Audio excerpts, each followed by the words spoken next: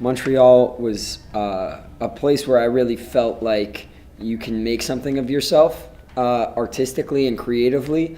There were a lot of people around me that were getting into DJing and making music, and I used to I used to DJ at like a little dive bar on Saint Laurent on Monday nights and promote for nightclubs, and I never really like that. I always knew that I wanted to be making stuff, but that really incepted into my head that we could do this like as young people, that we don't have to conform to what our parents told us that we had to be or anything like that. And like I said, just the music scene here was so vibrant, and the rent was cheap enough that I didn't need to go get like a corporate gig just to be able to live, you know. So I was able to go to school but also be going out, and I was selling a lot of weed to try to make money on the side, and getting into doing Molly, all sorts of bad things, but stuff I wouldn't necessarily recommend that people necessarily have to go through. But through my time in my 2.5 years that I spent here, it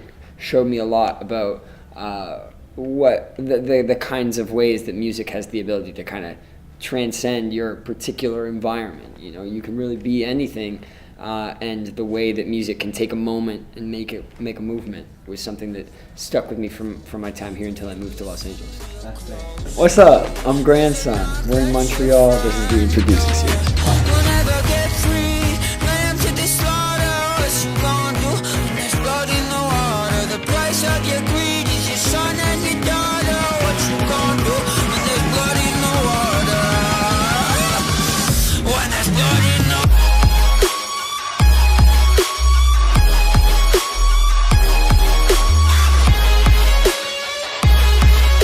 I guess my goal is to just try to inspire kids to feel powerful, to leave this place a little bit better than it was when I got here, and maybe advance the conversation of what rock and roll is, what it means in our generation, and what it has the potential to be.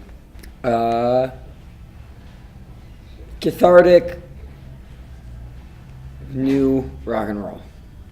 It's that simple. I think that I'm fortunate enough to have spent time in a couple different cities where there are vibrant communities of different genres of music, and I think kids our age that came up, we weren't bound by the traditional pockets of the rock kids were over here, the hip hop kids were over here.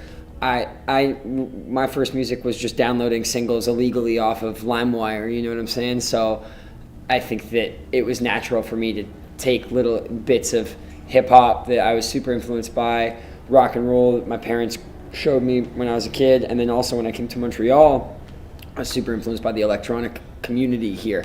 Artists like Kounadis, High Classified, Tommy Cruise. When I was at McGill and Concordia, that was the kind of parties I was trying to sneak into.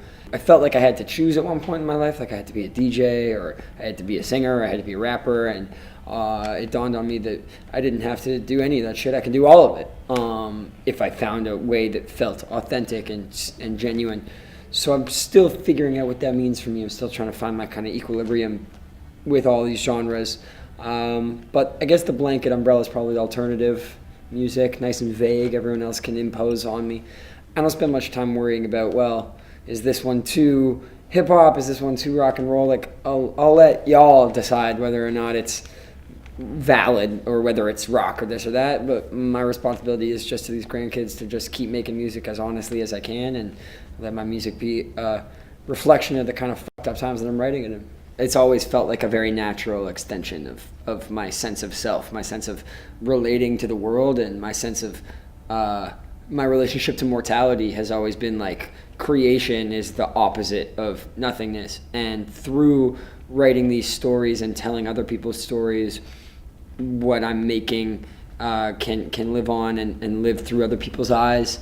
So it was always natural for me that, well, that's not true, because when I first started writing music, it was very irreverent. It was like, I smoke weed, I get all the girls, I party, which wasn't even true at the time. I just felt like that's just what you do when you're like a white hip hop kid. I was very influenced by like very early Mac Miller, and as a result, I just woke up one day and had a bit of like an identity crisis, like a little bit of a breakdown, and I realized that I didn't fuck with me. So that was when you feel that moment, you have to lean into it in your life. When you feel uncomfortable or unsure of what you're doing next, I think that's the moment that you have to lean in. So I tried to do the exact opposite. And what that meant to me was making music that was very, very on the pulse of what's going on around me, taking that feeling of I'm not okay, or I don't know how I'm gonna escape this environment when I don't see anyone having my back on the global stage politically, where I don't see my best interest being necessarily represented, and where I do see everyone around me like meeting those same struggles with escape, like be it through drugs or alcohol or whatever sense of escapism. I wanted to dive into that, and this project will always be a two-pronged thing where there will be the mind, which will be a reflection of this environment, be it politically or socially, providing that sort of commentary from the perspective of a young person just trying to figure themselves out. But then there will also be the heart, which is navigating, being at this critical juncture of your life, trying to figure out love and loss and relationships, and who do I want to be, and what do I want to leave behind, and what kind of legacy, and how do I navigate these negative thoughts. And so there will always kind of be these two dichotomous streams of consciousness that come out through the Grandson Project that I look forward to continuing to mesh. And the most important thing for me is just providing a voice. So through storytelling, I can speak for those who don't necessarily get to hold the microphone. All of my best friends like to go and get up, and they talk about all the lives they never got to live. Oh, they're still waiting for some sort of invitation that's never coming along. Oh no, you get this what you get high with your best friends. It's through my own lens of watching the news and seeing a headline, and sometimes I feel so helpless to do anything when Donald Trump or whoever the is making decisions that are so obviously short-sighted and have such obvious ulterior motives that are not for the best interest of the people that he got elected to represent. When I see those sorts of things and I feel like I have no outlet to express that frustration or rage, sometimes what I'll do is I'll write a song that has the roles reversed, where I'm the one with the power, and I being this collective generation that's going to stand up against this sort of bullshit. So that's kind of where songs like Bloodwater and 6 O'Clock came from. They came from a place of, if you take all this from me, watch how I respond. I think that at different times, it depends on how my relationship is to my own feelings and thoughts, because sometimes underlying a lot of that stuff is some weight that I have trouble confronting. So sometimes in those moments it's easier to write about the headlines, but then there are times where politically change is it's slow moving. It doesn't move in the form of days or weeks, when we talk about trying to really build change and actively advance a progressive agenda in the United States, in Canada, those are the sorts of things that if you can't find ways to pace yourself, you can get really easily burnt out. And I think a lot of community organizers and activists that I've had the opportunity to speak to have expressed that it's very easy to get burnt out. So sometimes I'll just kind of bounce between the two. But typically I feel the easiest thing to write about, and the only thing that I can write about that's really honest, is my own perspective. What do I know about anything else, really? So I write through my own eyes, but I try to make sure that what I'm writing about is unapologetically relevant to right now. And I think that that's a really important function of music, but most importantly, I think it's an important function of rock and roll. And I think that that's kind of the ethos of rock and roll that made it so relevant for our parents' generation when they were watching Nixon in Vietnam, or watching even as recently as watching George Bush fuck up this whole industrial military complex with the Iraq War and Afghanistan wars, and all of a sudden here we are at this newfound critical juncture in politics and in culture, and this emerging wave of populism and distrust, and it feels like that perspective that rock and roll brought, that sense of urgency and frustration and rebellion, that seems important, and I'm not just going to sit around and wait for somebody else to do it. And it's not just through like guitar riffs necessarily. There are artists like Bob Dylan, Bob Marley, like it takes all forms. And I do think there are artists like J. Cole and Kendrick Lamar who are very unapologetically tackling issues of social justice and issues of things like police brutality, and I just think that I think it's really important. I think that that's where art is necessary in culture. And typically when you look at the history of fascism, you look at dictatorships, the first thing they come for is the artists. It is the painters and the poets and the songwriters, and they try to cut off that voice that the people are speaking through. So all the more reason to have the courage to get mad and say, this is just not sustainable, and I'm not going to put up with this shit. And none of us are. And the more that I can just be a reflection of the people that are spending their time in these intersections of right and wrong, the people that are at the front lines of this, those people are the rock stars. It's the teachers, it's the community organizers, it's the volunteers, and anybody can make that switch to be one of those people. It's just a conscious decision. You just have to stave off apathy.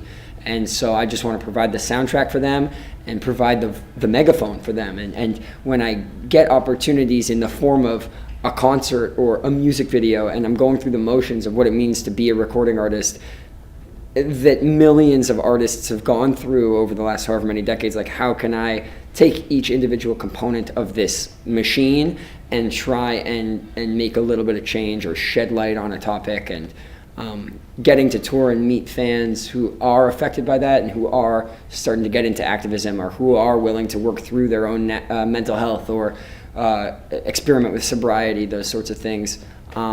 That really drives home for me why I do what I do. And it's a feedback loop. The more I do it and the more I get those responses back, the more I want to do it. And then the more I want to do it, the more that it keeps happening. So it's been an exciting time. And though there is a lot to be frustrated with, I'm very optimistic based on my travels around North America, when I speak to young people and people in all walks of life, different generations, who are ready for change and who are letting this music just really be the soundtrack to that change. It's only just begun when I go into that ground. I won't go quietly. I really wanted to experiment with different subgenres of rock and roll, different subgenres of electronic music, and different subgenres of hip hop. And each song kind of sits in a different spot in that weird little Venn diagram. And as more music comes out, we're going to continue to expand on all of it. But I wanted to start somewhere.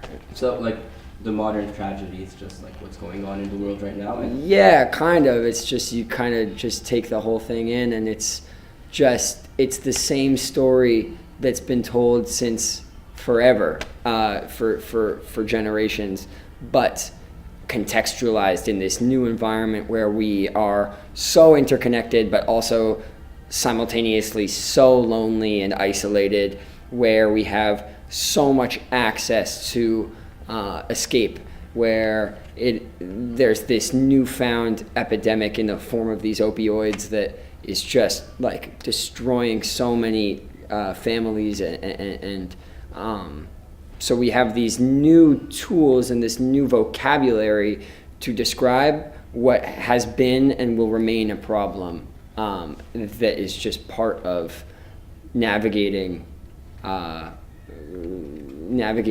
corruption, navigating people with ulterior motives, navigating people who don't inherently believe that the rights of one are the rights of all. I guess that they're missing out on, there are songs that are a little maybe more vulnerable. I think when I wrote that song, it was from this very defiant place that is definitely a part of who I am and a part of my music, but is certainly just one component. So I think that they'd be missing out on who I am in some ways, but in other ways, if there was going to be any one song of mine that seems to be gaining whatever you want to call it, momentum or making people pay attention, I'm happy it's that one. And but that's a good question. I think that people are just going to have to start listening to the rest of it to find out, and speak for yourself. Reply in the comments. What do you think? Or maybe you don't give a shit. You can say that in the comments too. There you go, getting the interaction. Yeah, I see you.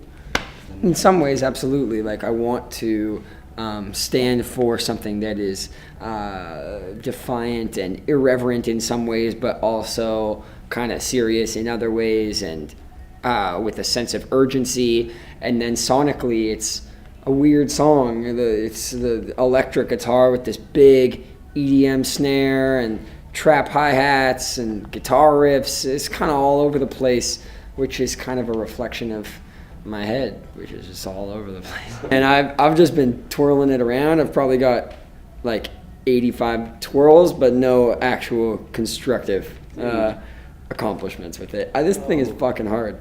And we got a line here. I think that's the best I got so far. All right. I'll keep working on it. Now that we're talking, I'm gonna start working on it. It's the first one opening for Nothing But Thieves. I can't wait. They're an incredibly talented band. I'm so happy to be a part of it. And yeah, it's gonna be a whirlwind. I'm a huge fan of theirs, so we're gonna see how it goes. You know, Connor's voice is just so soaring and majestic. It's like a fucking eagle taking off over a gorgeous valley ridge. So I'm gonna have to just turn the fuck up because I can't sing with the dude. So I'm gonna have to just get weird with it. Get down on the ground. It's a stick up. Nobody make a sound. Don't even hiccup or I'm emptying around. I'm done playing games, so I'm going down in flames. Let it rain over Washington. I've had like little fuck-ups here and there, but I try and run with them all. I've definitely I've wiped out a couple times. Actually, here in Montreal, I was opening for a band called the Glorious Sons, and we played at Cafe Campus. Yeah. And I started like a kind of circle pit. I jumped into the crowd and got everyone to circle up. And I'm running around in the middle trying to hype everybody up. And as I'm running, I feel a spot that's like some beer spilled or something. And I noticed it in my head. I was like, all right, stay away from that. I didn't fall. I kept moving. And then as I start, one of my really good friends named Oren from the group Ad Hoc actually comes running in to turn up, slips on the beer, drags me down with him. Microphone comes out of my hand. I ended up with a huge well down my leg. So I've had embarrassing things like that. I've also just had people just straight up not give a fuck about what I'm saying. So that can be kind of embarrassing, but I mean, fuck them. But seated venues can be kind of challenging. Sometimes this kind of music is not really suited for auditoriums, and we've had to do a couple of those. And when we're going as hard and I'm trying to express myself as vulnerably and honestly as I can, and people are just sitting there staring up at me like it's a Shakespearean play or something, that's kind of, I don't want to say pissing me off because people can take in music however they want, but that can get a little frustrating. Yeah. I'm just happy to be doing it, honestly. I don't give a fuck. I'm certainly not complaining. I've had a lot over the last couple months that have been really profound for me. I think the best stuff is when I get to meet people who are really embodying the spirit that I once had in my wildest dreams for what I wanted this to be. So meeting people that are in recovery, that have dealt with loss or trauma, and used the sort of release that my music intends to provide to get over that hump. That's powerful. I've met with first responders for shootings in the United States. When I was playing a show in Orlando, I met a school teacher who actually was an English teacher at the school in Parkland where there was a shooting recently, and she drove all the way to the show just to let me know that her and her class have been using my song Thoughts and Prayers and breaking down the lyrics and So those sorts of like anecdotes really, like Spotify is cool, hearing your song on the radio is cool, but nothing will ever come close to what it feels like to actually have another human being express to you what your writing means to them. So that stuff's cool. And then all the tattoos and shit. That's cool, but it's also like, it's a little surreal. So I think I put up a wall over it, because if you really take in all these people getting tattoos, your shit might f you up. So I'm kind of just, it's hard for me to kind of look that one in the face. But that's really cool and crazy as well. Yeah, I'm going to think about it. I mean, I think that artists like Billie Eilish are speaking to people in a really like undeniable way. I think that like there are lots of people aesthetically. I think Jaden Smith is a good example of people that are really tapping into and speaking to like just so many kids, and I think people that can attract a young fan base and people who like our parents might not necessarily understand. Those are the artists that I keep an eye out for, and that I think are going to be able to accomplish great things. And hopefully along the way, they can use their platform in ethical and responsible ways, which I know can and will be done. It's just about education and opportunity to do so. There's a certain level of authenticity. There's a certain like unvarnished. I think that music has ebbs and flows of people wanting things that are really, really raw and people wanting uniformity.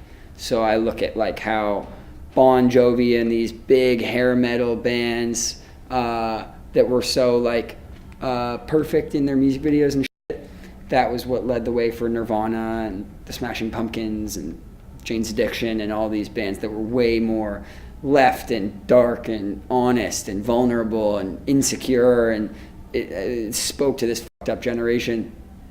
And then that led to NSYNC and Britney Spears and Max Martin and Dr. Luke, and we went through this intense wave in the early 2000s of this like bubblegum pop that was so maximal in its production, and boy bands and girl bands, and that is leading to whatever this is, where I think that there is way more interest in artists that are doing something honest. And then every so often someone like cuts through who's speaking some real shit and just perks everybody's ears up. So I think we're in a really expansive time for alternative music and just for honest, raw, weird music in general.